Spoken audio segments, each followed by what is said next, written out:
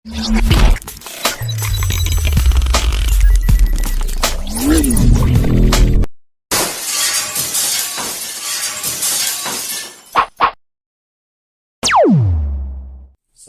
warahmatullahi wabarakatuh. Jumpa lagi dengan saya Nasruddin Rahmat di channel Nasruddin Rahmat. Kali ini saya akan membahas terkait pertanyaan dari salah satu mitra kami, yaitu kita masih seputar haki ya. Jadi beliau punya anak ya, dan anak itu punya karya ya, karya tulis, karya buku, bisa diterbitkan. Nah, si anaknya ini punya semacam pendamping ya, jadi pembimbing ya. Nah, ini apakah pendampingnya itu atau pembimbingnya itu bisa dimasukkan sebagai pencipta ataupun pemegang hak cipta ya. Nah, ini pertanyaan ini sama ya dengan bagaimana ketika seorang mahasiswa yang sudah lulus, entah itu S1, S2 atau S3. Nah, pembimbingnya ini ya, pembimbing skripsi, tesis atau disertasi itu bisa nggak dimasukkan sebagai pencipta daripada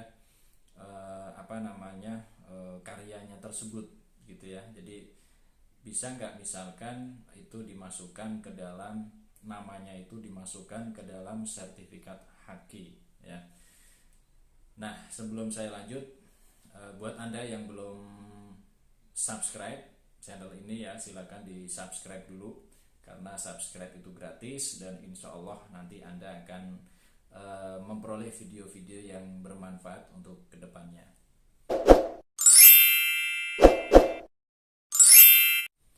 Baik sahabat sekalian, melanjutkan pertanyaan tadi ya. Jadi seorang pendamping atau pembimbing, apakah itu bisa dimasukkan sebagai pencipta ya, atau pemegang hak cipta di sertifikat haki. Nah, untuk membahas ini kita harus berangkat dari karya dulu ya. Jadi karya itu yang dimaksud itu apakah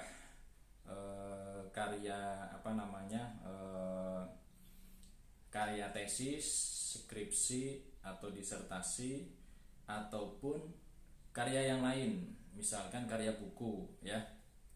Nah, kalau skripsi ya, skripsi, tesis, disertasi, itu penulisnya ya tetap mahasiswa ya. Jadi mahasiswa itu sebagai penulis. Nah, kalau pembimbing ya tetap dia statusnya itu sebagai pembimbing ya. Jadi atau misalkan pendamping ya, dia statusnya ya sebagai pendamping ya. Jadi ini kalau di kalau di karya sebagai prasyarat untuk kelulusan ya. Jadi misalkan kayak skripsi, tesis atau disertasi, itu ya penciptanya ya tetap satu, si mahasiswa itu. Adapun yang lain itu sebagai pembimbing. Beda lagi ya. Jadi beda lagi apabila skripsi atau tesis atau disertasi itu dibuat buku. Nah, ini beda lagi ya. Jadi kalau misalkan skripsi atau tesis atau disertasi itu dibuat buku ya, jadi dibukukan, terbit ya, terbit menjadi buku ber-ISBN. Nah, ini lain lagi ceritanya. Nah, kalau semisal kok itu mau dibuat buku, maka bisa seorang pembimbing itu dijadikan sebagai penulis kedua dan seterusnya. Itu tidak ada masalah ya. Jadi karena itu karya buku ya, dan memang itu hasil bimbingan, jadi tidak masalah ya pembimbing itu disebut sebagai penulis di dalam buku tersebut ya. Nah, ini jadi kalau misalkan masih berbentuk tesis, skripsi maupun disertasi ya, itu penciptanya ya cuma satu ya, penulisnya cuma satu, yaitu si mahasiswa tersebut ya. Tapi kalau semisal kok dibuat buku ya, misalkan katakanlah seperti pertanyaan tadi ya, misalkan punya anak di sekolah terus kemudian dia dibimbing menulis oleh seorang gurunya. Nah, itu gurunya itu menjadi penulis kedua dan seterusnya, itu tidak masalah ya. Jadi karena itu bentuknya buku ya, bukan sebagai prasyarat kelulusan. Nah, kalau kalau misalkan terkait tentang masalah haki, nah yang mau dihakikan apanya dulu gitu ya. Misalkan skripsi mau dihakikan, yaitu kalau misalkan yang dihakikan dan bentuknya itu tertulis, subnya itu tertulis sebagai skripsi, ya penciptanya satu ya. Atau misalkan tertulis sebagai tesis, ya penciptanya ya satu ya. Ataupun disertasi, penciptanya satu. Nah kalau misalkan skripsi, tesis, disertasi ini pemegang hak ciptanya siapa, ya terserah dari kesepakatan ya. Bisa si penulis itu, si pencipta itu, atau si mahasiswa itu, atau bisa instansi yang meluluskan mahasiswa tersebut ya. Jadi bisa mahasiswa tersebut atau bisa instansi yang meluluskan ya. Nah terus kemudian kalau misalkan bentuknya buku, nah ini baru ya. Jadi pembimbing bisa dijadikan sebagai penulis kedua dan seterusnya ya, sebagai pencipta ya. Nah kalaupun untuk pemegang hak ciptanya, nah itu tergantung daripada kesepakatan Anda ya. Misalkan penulis pertama misalkan kok secara legowo atau secara senang, secara ikhlas itu ingin menjadikan pembimbing itu sebagai pemegang hak cipta, itu tidak masalah ya. Tapi kalau misalkan kok pemegang hak ciptanya itu mau ditulis cuma satu nama saja, yang penulis utama tadi, itu juga tidak masalah ya. Nah ini kalau bentuknya sudah menjadi buku ber-ISBN, itu tidak masalah. Atau misalkan dari skripsi atau tesis atau disertasi itu mau dijadikan artikel, misalkan diringkas menjadi artikel.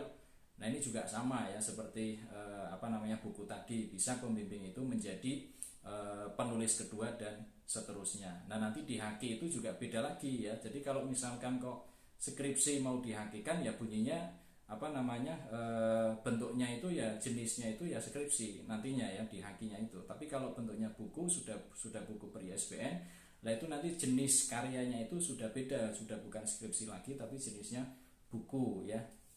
Nah terus kemudian kalau misalkan mau dijadikan artikel ya, artikel ilmiah misalnya ya, atau mau dimasukkan ke jurnal ya, itu kalau mau dihakikan ya nanti jenisnya juga beda lagi ya. Bisa berbentuk